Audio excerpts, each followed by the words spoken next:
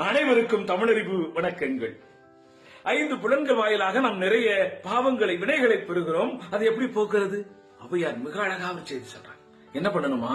வேண்டி வர்றவங்களுக்கு தானம் கொடுங்க, அறநெறியின்படி நின்று வாழுங்கள்.